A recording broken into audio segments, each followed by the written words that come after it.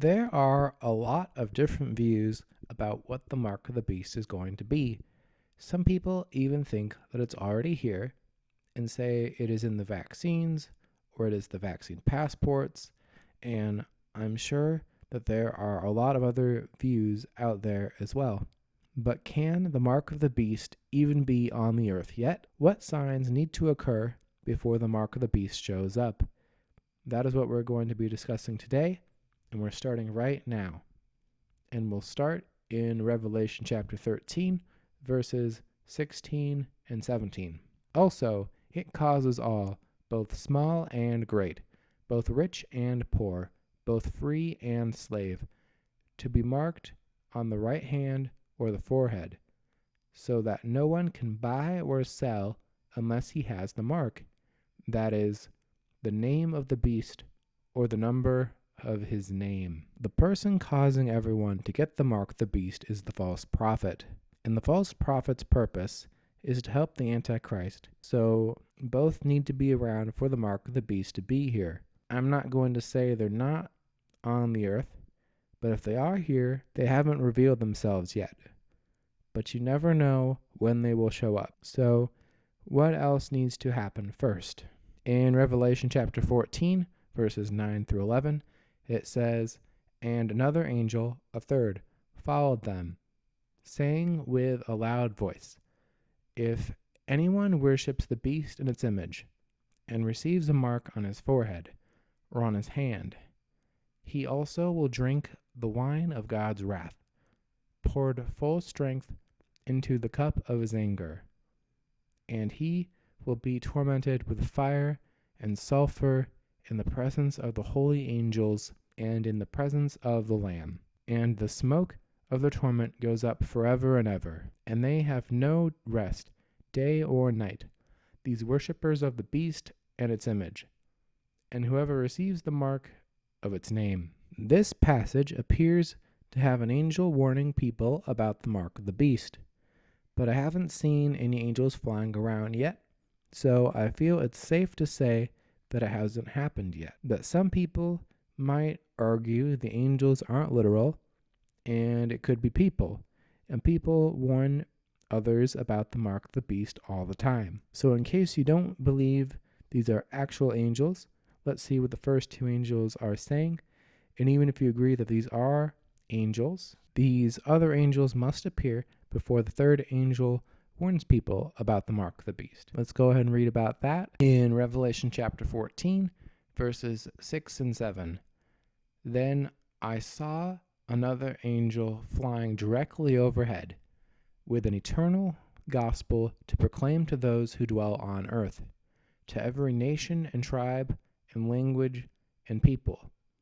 And he said with a loud voice, Fear God, and give him glory, because the hour of his judgment has come, and worship him who made heaven and earth, the sea, and the springs of water." This angel is proclaiming the gospel to those on earth, and this is to every nation, tribe, language, and people.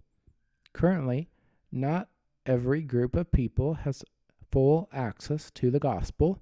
Even if you were somehow arguing it's not an angel, like it says, this hasn't happened yet. But just to cover our bases, let's discuss the second angel. In Revelation chapter 14, verse 8, it says, "Another angel, a second, followed, saying, Fallen, fallen is Babylon the Great, she who made all nations drink the wine of the passion of her sexual immorality." Today isn't the day I'm going to discuss Babylon in detail, but Babylon must fall, and this angel says Babylon has fallen, so be ready to say goodbye to Babylon and her sexual immorality. But that is the last of the signs. So now we will discuss the consequences for getting and not getting the mark of the beast. We'll start with getting it in Revelation chapter 16, verse 2. "So the first angel went and poured out his bowl on the earth, and harmful and painful sores came upon the people who bore the mark of the beast and worshipped its image. The verse we just read tells us those who get the mark of the beast will be there for the bowls of God's wrath. Some versions of the Bible say vials, but that's not the important thing. The important thing is if you get the mark of the beast, you will face God's wrath, and if you face God's wrath, you go to hell. And you don't want that, no matter what. So now we will discuss what happens to those who don't get the mark of the beast in Revelation chapter 20, verse 4.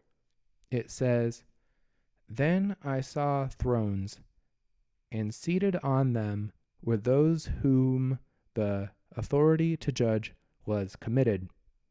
Also I saw the souls of those who had been beheaded for the testimony of Jesus and for the word of God, and those who had not worshipped the beast or its image, and had not received its mark on their foreheads or their hands. They came to life and reigned with Christ for 1,000 years." This speaks of people beheaded. And why are they beheaded? It was for following Jesus and possibly directly related to not getting the mark of the beast.